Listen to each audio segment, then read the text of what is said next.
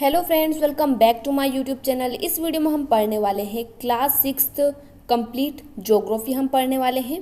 Class 6th की अगर हम बात करें तो कंप्लीट ज्योग्राफी का हम रिवीजन करने वाले हैं। अगर आपको हर चैप्टर को डिटेल में पढ़ना है तो आपको प्लेलिस्ट में सारे वीडियोस मिल जाएंगे।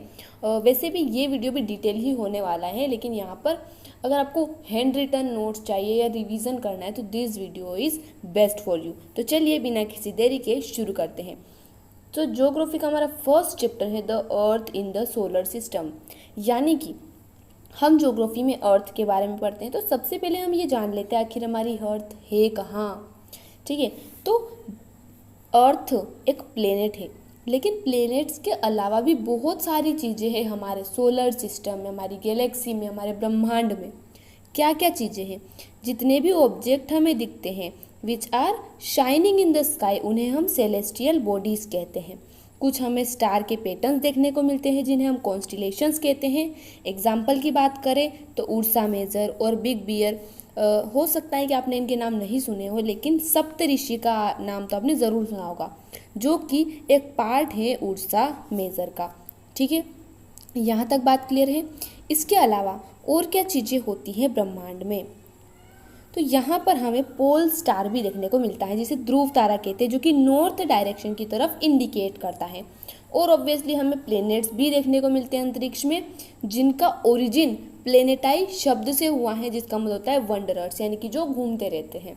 ठीक है, इनकी कोई ओन हीट या लाइट नहीं होती है, do not have own heat and light. ठीक है, अब बात आती है सोलर सिस्टम की।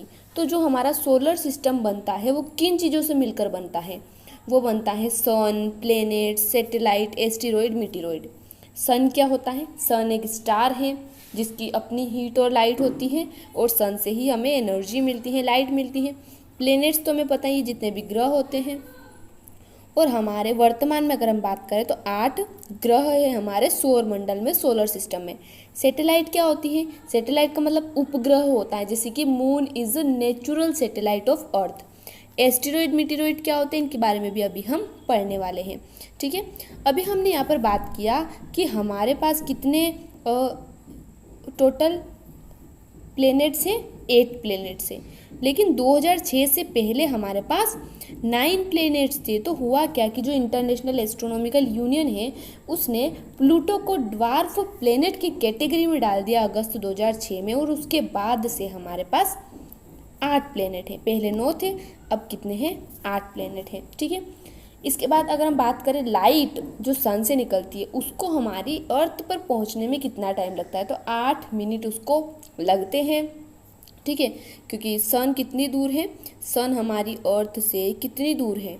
वो है 15 करोड़ किलोमीटर। ठीक है, 15 करोड़ किलोमीटर दूर है सन हमारी अर्थ से। 8 मिनट लाइट को पहुंचने में लगते हैं।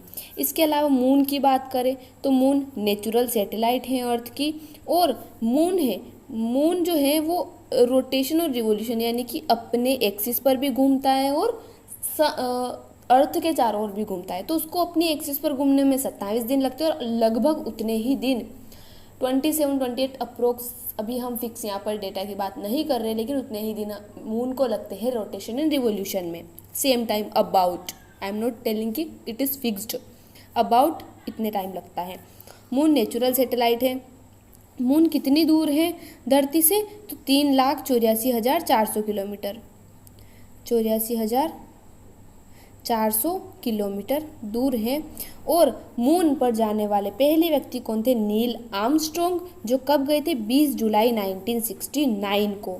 ठीक है, इसके बाद हमने मून की बात करी। मून एक नेचुरल सैटेलाइट है अर्थ का, लेकिन उसके अलावा कुछ मैन मेड सैटेलाइट भी होती है जो हम भेजते हैं अंतरिक्ष में। जैसे अगर हम बात करें कुछ इंडिया के द्वारा भेजी गई सैटेलाइट्स की, तो उसमें से INSAT, IRS, EDUSAT etcetera. Asteroid, meteoroid क्या होते हैं? जो हमारे सोलर सिस्टम में पाए जाते हैं। Asteroids numerous tiny bodies move around the sun. कुछ टाइनी बॉडीज़ होती हैं जो कि सन के अराउंड घूमती रहती हैं। मीटेरॉइड्स की बात करें तो स्मॉल पीसेस होते हैं रॉक्स के, जो पत्थर के छोटे छोटे टुकड़े होते हैं, वो घूमते रहते हैं हमारे सोलर सिस्टम में, तो उन्हें हम मीटेरॉइड्स कहते हैं। ठीक है, आई होप आपको समझ आ चुका होगा इतना जो हमने पढ़ा है। तो पूरा जो यूनिवर्स है, पूरे यूनिवर्स के अंदर हम बहुत सारी गैलेक्सीज़ हैं।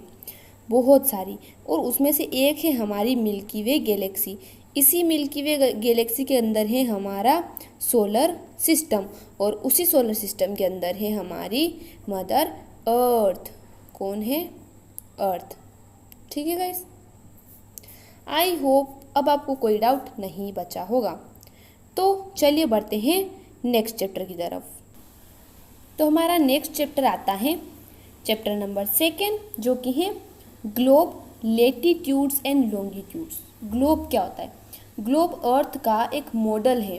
ठीक है, जैसे किसी भी चीज़ को रिप्रेजेंट करने के लिए हम मॉडल बनाते हैं, तो अर्थ को रिप्रेजेंट करने के लिए ग्लोब बनाया जाता है। ग्लोब अर्थ का एक मॉडल है। उसमें किसी पोजीशन को अच्छे से लोकेट करने के लिए, टाइम जोन्स को समझने के लिए लेटीट्यूड्स और लॉन्गिट्यूड्स बनाए जाते हैं। ये क्या होती है? ये इमेजनरी लाइंस होती है।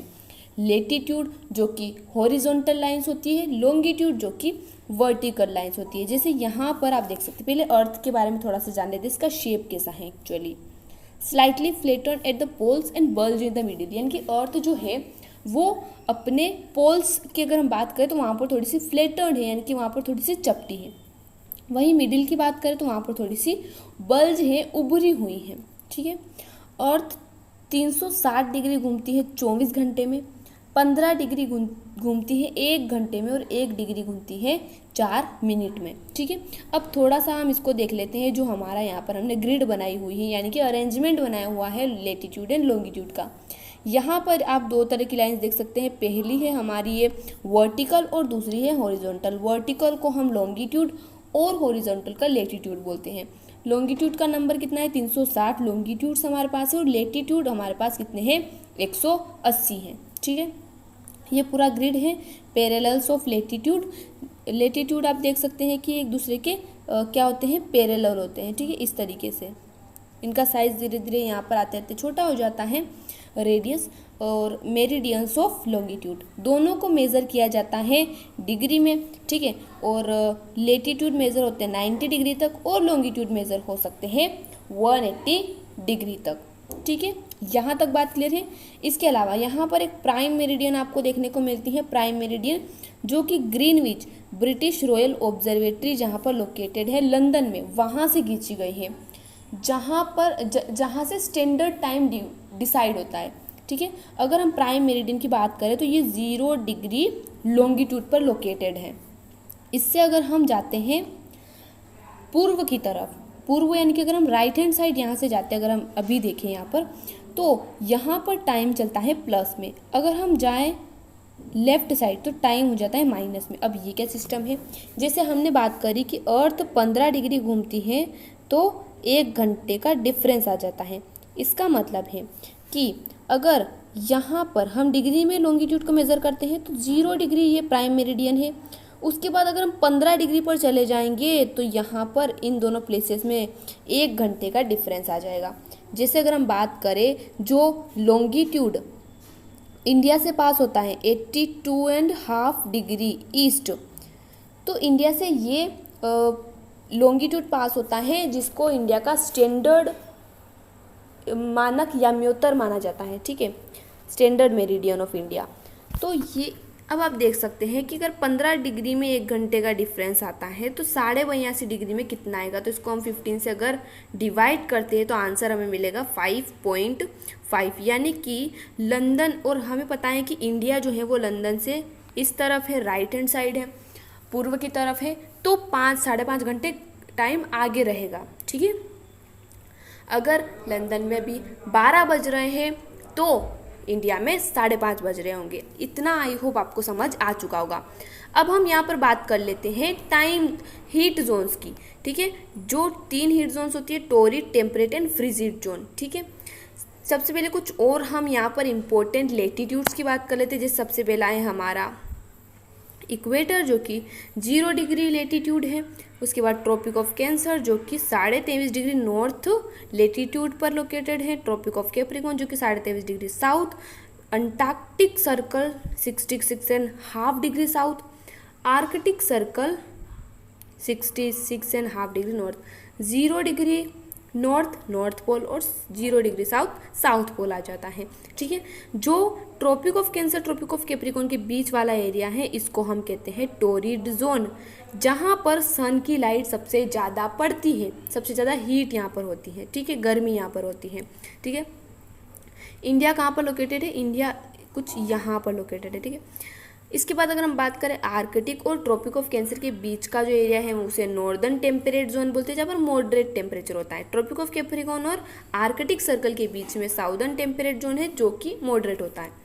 फ्रिजिड जोन की बात करें जो पोल्स की तरफ है, जहाँ पर सन की लाइट बहुत कम पहुँच पाती है एज कम्पेयर टू इक्वेटर, तो यहाँ पर बहुत ज़्यादा ठंड होती है, बहुत ज़्यादा बर्फ़ होती है, इतनी गर्मी यहाँ पर नहीं होती, इतनी क्या बिल्कुल गर्मी यहाँ पर नहीं होती है।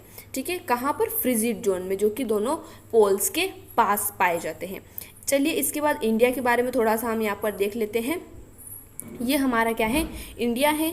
इसके अगर हम बात करें कौन कौन से लॉन्गिट्यूड्स इससे पास होते हैं, तो स्टैंडर्ड मेरिडियन जो है इंडिया का वो है 82.5 डिग्री ईस्ट। अगर वेस्ट की बात करें तो 60 डिग्री ईस्ट लॉन्गिट्यूड पास होता है। अरुणाचल प्रदेश साइड की बात करें तो 97 डिग्री ईस्ट। ठीक है, इंडियन टाइम 5.5 घंटे आगे है फ्रॉम लंदन, ये तो हमने बात कर ही ली है। और हम यहाँ पर क्या देख लेते हैं कि जो टाइम डिफरेंस है द्वारका जो कि गुजरात में है और डिब्रूगढ़ जो कि असम में है, तो 1 घंटे 45 मिनट का डिफरेंस आ जाता है। और ये तो असम की हमने बात करी, असम से भी इधर क्या है ईस्ट में और अरुणाचल प्रदेश है, तो अरुणाचल प्रदेश और द्वारिका की अगर टाइम की बात करें तो 2 घंटे का डिफरेंस आ जाता है। कितना? 2 घंटे का डिफरेंस आ जाता है। अर्थ 24 टाइम जोन्स में डिवाइड है, किस तरीके से? 15 डिग्री लॉन्गिट्यूड के अकॉर्डिंग। 15 डिग्री जाएंगे 1 घंटे का डिफरेंस, 30 डिग्री में 2 घंटे का डिफरेंस, इस तरीके से। रशिया, जो कुछ कंट्रीज में बहुत ज़्यादा टाइम जोन्स होते हैं, जैसे इंडिया में तो एक ही है 82.5 डिग्री, रशिया में 11 स्टैंडर्ड टाइम जोन्स है। ठीक है, तो आई होप यहाँ तक आपको समझ आ चुका होगा। तो अब हम बात कर लेते हैं हमारे चैप्टर नंबर 3 जो कि है मोशंस ऑफ द अर्थ, यानी कि पृथ्वी की गतियाँ। हमें पता है कि अर्थ में 2 तरह के मोशन होते हैं, रोटेशन एंड रिवोल्यूशन। रोटेशन यानी कि जब अर्थ अपनी ही एक्सिस पर घूमती है, और रिवोल्यूशन यानी कि जब सन के अराउंड अर्थ घूमती है इलिप्टिकल ऑर्बिट में। ठीक है, और रिवोल्यूशन में 365 डेज लगते हैं और साथ में 1/4 डे यानी कि 6 घंटे एक्स्ट्रा लगते हैं। ठीक है, तो for the sake of convenience हर साल हम 6 घंटे काउंट नहीं करते, हर साल हम क्या बोलते हैं कि 365 दिनों का एक साल होता है। लेकिन जब लीप ईयर आता है 4 साल में एक बार, तो उसमें क्या होता है कि जो ये 6 घंटे हैं 4 साल में मिलकर 24 घंटे यानी कि एक दिन बना लेते हैं। इसी को हम ऐड करते हैं फरवरी के महीने में, जब लीप ईयर में 29 दिन होते हैं फरवरी के महीने में, और पूरे साल में 366 दिन होते हैं। Angle between axis and orbital plane is 66.5 degree. अब ये जो हमारी अर्थ है, ये इसकी एक्सिस है, अर्थ थोड़ी सी झुकी हुई है, तो सेंटर में नहीं बना, थोड़ा सा अर्थ अपनी एक्सिस पर घूमती है। ठीक है, पश्चिम से पूर्व की ओर घूमती है। तो अर्थ जो अपनी एक्सिस पर घूमती है, ये जो ऑर्बिटल प्लेन है, अगर हम इसको सेंटर से ऐसे डिवाइड करते हैं, ये जो ऑर्बिटल प्लेन है, तो ऑर्बिटल प्लेन और उसकी एक्सिस के बीच का ये जो एंगल आपको दिख रहा है, यही कितना है? 66.5 डिग्री है। ठीक है, इसके बाद अगर हम बात करें और टर्म्स की, जैसे सर्कल ऑफ इल्यूमिनेशन, तो सर्कल ऑफ इल्यूमिनेशन क्या होता है? ये एक ऐसा सर्कल होता है जो कि डे और नाइट को डिवाइड करता है ग्लोब में। जैसे कि ये अर्थ है, ये वाला जो सर्कल होता है, ठीक है, ये पूरा ऐसा पीछे जाके ऐसा सर्कल हो जाएगा, आप 3D में समझ सकते हैं। तो ये जो सर्कल होता है, इधर सन की लाइट इधर पड़ रही है तो इधर दिन होगा, इधर नाइट होगी, तो ऐसे डे और नाइट को डिवाइड करने वाला जो सर्कल होता है उसे सर्कल ऑफ इल्यूमिनेशन कहते हैं। अब हम अर्थ का थोड़ा सा रिवोल्यूशन को डिटेल में समझ लेते हैं। ठीक है, तो ये हमारा सन है, ये हमारी अर्थ है जिसके बारे में हम पढ़ने वाले इसका मोशन। तो शुरुआत करते हैं 21 मार्च से, जब क्या होता है? इक्विनॉक्स होता है। इक्विनॉक्स का मतलब जब सन की लाइट इक्वेटर पर पड़ती है, तब नॉर्दर्न हेमिस्फीयर में स्प्रिंग और सदर्न हेमिस्फीयर में ऑटम सीजन होता है। फिर हम धीरे धीरे आ जाते हैं कहाँ पर? जून में। तो 21 जून को होता है समर सोल्स्टाइस। समर सोल्स्टाइस का मतलब होता है जब नॉर्दर्न हेमिस्फीयर में समर और साउदर्न हेमिस्फीयर में विंटर होती है। ठीक है, फिर इसके बाद हम आ जाते हैं कहाँ पर? सितंबर में। 23 सितंबर को। कब? 23 सितंबर को क्या होता है, इक्विनॉक्स होता है। इक्विनॉक्स 2 बार होता है, 21 मार्च और 23 सितंबर। क्या डिफरेंस है, दोनों में लाइट इक्वेटर पर पड़ती है, लेकिन जो 21 मार्च वाला इक्विनॉक्स है उसमें क्या होता है कि स्प्रिंग होता है नॉर्दर्न में, और यहाँ पर 23 सितंबर में जो इक्विनॉक्स होता है उसमें ऑटम सीजन होता है नॉर्दर्न हेमिस्फीयर में, और स्प्रिंग होता है साउदर्न हेमिस्फीयर में। इसके बाद हम आ जाते हैं कहाँ पर, विंटर में। 22 दिसंबर को जब विंटर सोल्स्टाइस होता है, नॉर्दर्न हेमिस्फीयर में विंटर और साउदर्न हेमिस्फीयर में समर होती है। तो आई होप ये आपको समझ आ चुका होगा। इसके बाद हम बात कर लेते हैं 21 जून को रे ट्रॉपिक ऑफ कैंसर पर पड़ती है, और नॉर्दर्न हेमिस्फीयर में 6 महीने तक रात और 6 महीने तक दिन होता है। 22 दिसंबर को रे ट्रॉपिक ऑफ कैप्रिकॉर्न पर पड़ती है, और यहाँ पर हमें पता है कि नॉर्दर्न हेमिस्फीयर में क्या हो रहा है, विंटर है, लेकिन साउदर्न हेमिस्फीयर में समर है, और दिसंबर का महीना चल रहा है। तो ऑस्ट्रेलिया में क्रिसमस समर में मनाया जाता है। इंटरेस्टिंग फैक्ट है, 21 मार्च और 23 सितंबर को इक्वेटर पर लाइट पड़ती है, इक्विनॉक्स होता है। डे और नाइट होते हैं रोटेशन की वजह से, और सीजन होता है रिवॉल्यूशन की वजह से, ये तो हमें पता ही है। अब हम देख लेते हैं 4th चैप्टर, जो कि क्या है, मैप्स। मैप हमें ज़्यादा इन्फॉर्मेशन देते हैं एक ग्लोब के कंपैरिजन में, ठीक है। मैप क्या होता है हमें पता है, जब भी हम ड्राइंग करते हैं, यानी कि स्केल, डायरेक्शन, सिंबल का यूज़ करके किसी भी एरिया का, किसी भी कंट्री का जब हम स्केच तैयार करते हैं, उसका एक मैप तैयार करते हैं, ठीक है। एटलस क्या होता है, मेनी मैप्स टुगेदर, यानी कि जब बहुत सारे मैप को हम एक साथ रखते हैं तो उसे हम एटलस कहते हैं। जैसे हमारी एटलस की बुक भी आती है, यानी कि जब उसमें बहुत सारे मैप्स होते हैं तो उसे हम एटलस बोलते हैं। मैप 3 तरह के होते हैं, physical, political and thematic. Physical map में नेचुरल फीचर्स हमें देखने को मिलते हैं। पॉलिटिकल मैप में कंट्रीज, स्टेट बाउंड्रीज, ये सब हमें देखने को मिलती है। और थीमेटिक मैप एक स्पेसिफिक इन्फॉर्मेशन के लिए होता है। जैसे अगर हमें कोई इंडस्ट्रीज़ बतानी है, कोई एक स्पेसिफिक चीज़ हमें बतानी है, तो उसके लिए थीमेटिक मैप का यूज़ होता है, ठीक है। अब मैप में क्या क्या चीज़ें होती है एक्चुअली में, तो चलिए हम यहाँ पर चलिए देख लेते हैं। कंपोनेंट्स ऑफ मैप, 3 चीज़ें मैप में बहुत ज़्यादा इंपॉर्टेंट होती हैं। कौन कौन सी, distance, direction and symbol. Distance को मेज़र करने के लिए, यानी उसको एक्यूरेटली मैप में दर्शाने के लिए, जैसे हम बताएं कंट्री बहुत ज़्यादा बड़ी होती है, लेकिन मैप में हम उसको बहुत छोटा बताते हैं, ठीक है। एक पेपर में पूरी कंट्री को हम बता देते हैं, तो इसके लिए यूज़ होता है स्केल का, ताकि डायरेक्शन परफेक्ट बने, ठीक है। स्केल क्या होता है, ratio of actual to shown distance. मान लीजिए कोई 10 सेंटीमीटर डिस्टेंस है, और अगर हमने उसको 2 सेंटीमीटर बताया है, ठीक है, 10 सेंटीमीटर को हम 2 सेंटीमीटर बता रहे हैं, तो स्केल क्या हो गई हमारी, 5 सेंटीमीटर हमारी स्केल हो जाएगी, ठीक है। उस अकॉर्डिंग फिर 5 की स्केल हर एक डिस्टेंस में हमें रखकर पूरा मैप बनाना होता है। डायरेक्शन की बात करें तो कार्डिनल पॉइंट्स यहाँ पर बहुत इंपॉर्टेंट होते हैं, नॉर्थ, साउथ, ईस्ट, वेस्ट, ठीक है। नॉर्थ, साउथ, ईस्ट, वेस्ट तो हमें पता ही है, नॉर्थ, साउथ, ईस्ट, वेस्ट, ये हमारी जो 4 डायरेक्शन होती है इन्हें हम कार्डिनल पॉइंट्स कहते हैं। उसके अलावा भी कुछ इंटरमीडिएट, जैसे north west, north east, south west, ये डायरेक्शन भी होती है, लेकिन ये इंटरमीडिएट होती है। सिंबल की बात करें तो कन्वेंशनल सिंबल होते हैं कुछ, यानी कि फिक्स होते हैं। यूनिवर्सल सिंबल होते हैं, जैसे कि ट्री के लिए हमें ऐसा कुछ बनाना है, या कुएँ के लिए ऐसा बनाना है, कच्ची सड़क के लिए, पक्की सड़क के लिए, तो हर चीज़ के लिए यहाँ पर फिक्स होता है कि कौन सा सिंबल यूज़ होगा, ठीक है। इसके अलावा मैप के अलावा भी कुछ चीज़ें होती हैं, जैसे अगर हम बात करें स्केच की या प्लान की, तो स्केच मेमोरी या ऑब्जर्वेशन पर बेस्ड होता है, बिना किसी स्केल का यूज़ किए।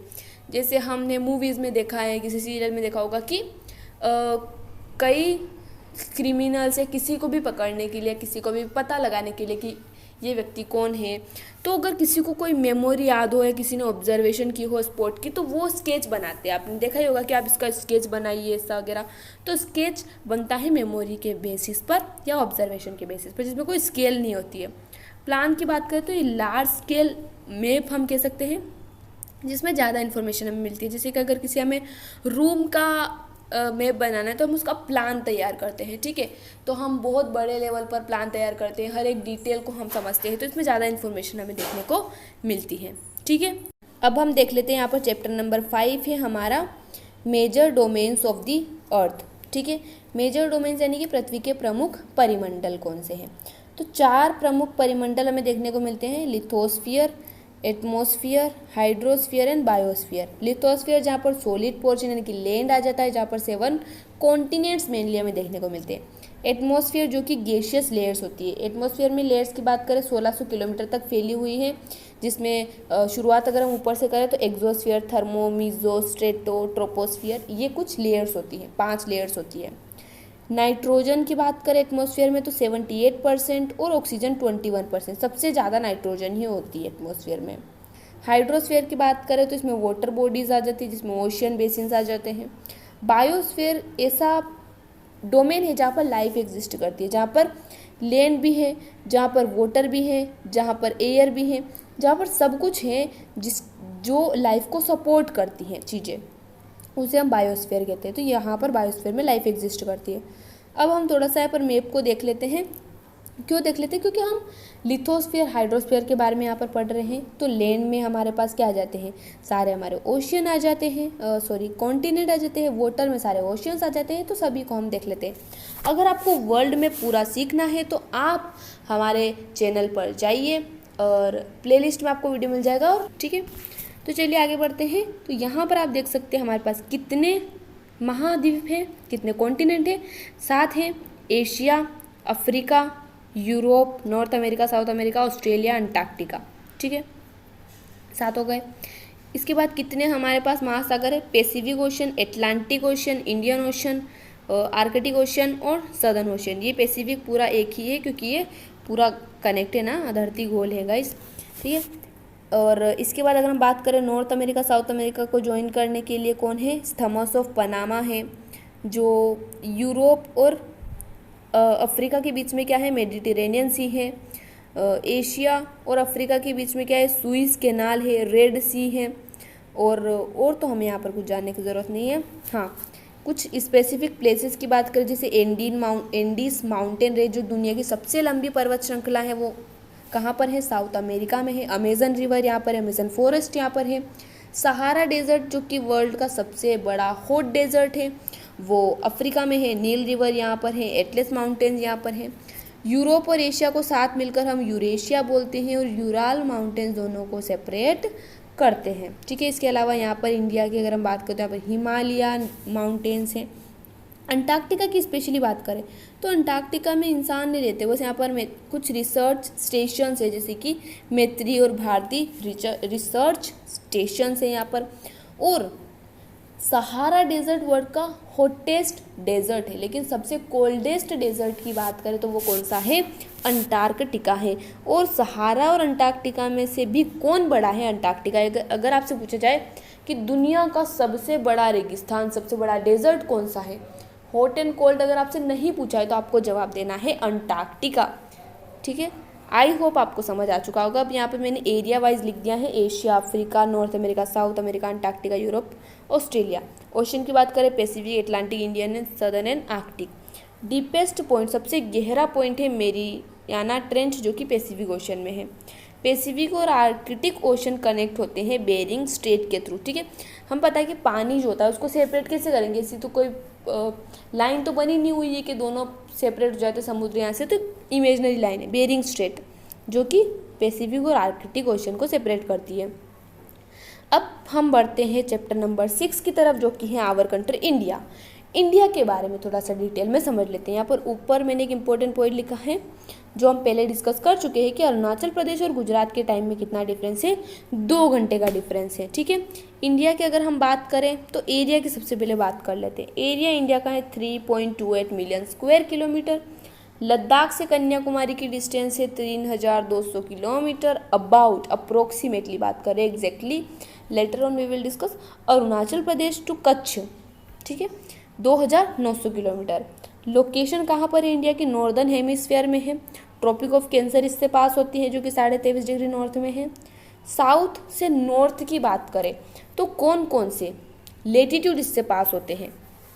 8 डिग्री 4 मिनट नॉर्थ और 37 डिग्री 6 मिनट नॉर्थ लेटीट्यूड पास होते हैं। वेस्ट से ईस्ट की बात करें तो कौन कौन से लॉन्गिट्यूड हैं? 68 degree 7 minute east, 97 degree 25 minute east longitude. 28 states हैं, 8 यूनियन टेरिटरीज है जो एडमिनिस्ट्रेटिव पर्पस के लिए बनाई गई है, मेनली लैंग्वेज बेसिस पर बनाई गई है। इंडिया के मैप को एक बार हम क्लोजली यहाँ पर ऑब्जर्व कर लेते हैं। कुछ फिजिकल फीचर्स की बात करें इंडिया की तो कई सारे फिजिकल फीचर्स है, जैसे कि हिमालयन रीजन है, नॉर्दर्न प्लेन है, थार डेजर्ट है, the great Indian desert, peninsular plateau region है, इसके अलावा कोस्टल प्लेन्स है और आइलैंड है। ठीक है, ये कुछ फिजिकल डिवीजन्स हैं इंडिया के। पड़ोसी देशों की बात करें नेबरिंग कंट्रीज़ की तो Nepal, Bhutan, Bangladesh, Myanmar, China which known as Tibet, Afghanistan, Pakistan, और यहाँ पर सी की बात करें तो अरेबियन सी और बे ऑफ बंगाल हमें देखने को मिलते हैं। ठीक है, अभी हमने जो कन्याकुमारी की बात करी, ठीक है, कन्याकुमारी यहाँ पर है, यानी कि जो मेनलैंड है इंडिया का वहाँ पर। अगर ये जो आइलैंड है ये भी इंडिया का पार्ट है, तो सबसे साउदर्न मोस्ट पार्ट की बात करें तो वो निकोबार, ग्रेट निकोबार में प्रेजेंट है। ठीक है, जिसे इंदिरा पॉइंट कहते हैं। सो आई होप यहाँ तक आपको समझ आ चुका होगा। और फिजिकल डिवीजन के बारे में थोड़ा और डिटेल से समझ लेते हैं। हिमालयस की बात करें तो हिमालय 3 पार्ट्स में डिवाइड है। सबसे जो नॉर्दर्न मोस्ट पार्ट है जिसे ग्रेट हिमालय या हिमाद्री कहते हैं, मिडिल हिमालय को हिमाचल कहते हैं, और लोअर हिमालय यानी कि साउदर्न हिमालय को हम क्या कहते हैं, शिवालिक। ठीक है, इसके बाद अगर हम बात करें नॉर्दर्न इंडियन प्लेन की तो वो एल्यूवियल डिपॉजिट से बनता है जो गंगा और ब्रह्मपुत्र, इंडस उनकी ट्रिब्यूटरीज के द्वारा लाया जाता है। फर्टाइल लैंड है और यहाँ पर बहुत हाई पॉपुलेशन देखने को मिलती है। ठीक है, यूपी बिहार वाला एरिया जाते तो आप देख सकते हैं कितनी ज़्यादा पॉपुलेशन वहाँ पर है। ग्रेट इंडियन डेजर्ट की बात करें जो कि क्या है, थार डेजर्ट है, dry hot Sandy stretch of land है। इसके अलावा हम बात करें अगर पेनिनसुलर प्लेट्यू की तो peninsular plateau north west border पर है अरावलीज के। जो पेनिनसुलर प्लेट्यू है ये पूरा वाला, तो नॉर्थ वेस्ट में कौन आ गए यहाँ पर, अरावली हिल्स। विंध्या और सतपुड़ा भी यहाँ पर पाई जाती है, जिससे नर्मदा तापी रिवर फ्लो होती है जो कि वेस्ट फ्लोइंग रिवर है, और जहाँ कहाँ पर जाती है वो अरेबियन सी में जाके मिल जाती है। वेस्ट बॉर्डर की बात करें तो वेस्ट में क्या है, वेस्टर्न घाट जिसे सह्याद्री भी कहा जाता है। ईस्टर्न बॉर्डर की बात करें तो ईस्ट में है ईस्टर्न घाट। और ये पूरा जो प्लेट्यू है ये मिनरल्स में बहुत ज़्यादा रिच है, बहुत ज़्यादा मिनरल्स यहाँ पर पाए जाते हैं। कौन से, कोल, आयरन और ये मिनरल्स यहाँ पर पाए जाते हैं। इसके बाद अगर हम बात करें कोस्टल प्लेन्स की तो वेस्ट ऑफ वेस्टर्न घाट और ईस्ट ऑफ ईस्टर्न घाट ही क्या है, कोस्टल प्लेन्स है। वेस्ट वाला जो पार्ट है वो नैरो है और ईस्ट वाला ब्रॉडर है। आइलैंड की बात करें तो लक्षद्वीप जो कि कोरल आइलैंड है, अरेबियन सी में लोकेटेड है। अंडमान निकोबार की बात करें तो बे ऑफ बंगाल में लोकेटेड है, और हमने जो इंदिरा पॉइंट की बात करी थी वो निकोबार में है। ठीक है, तो आई होप आपको पूरा चैप्टर समझ आया होगा। मिलते हैं अगले वीडियो में नए चैप्टर के साथ, नए वीडियो के साथ। तब तक के लिए धन्यवाद।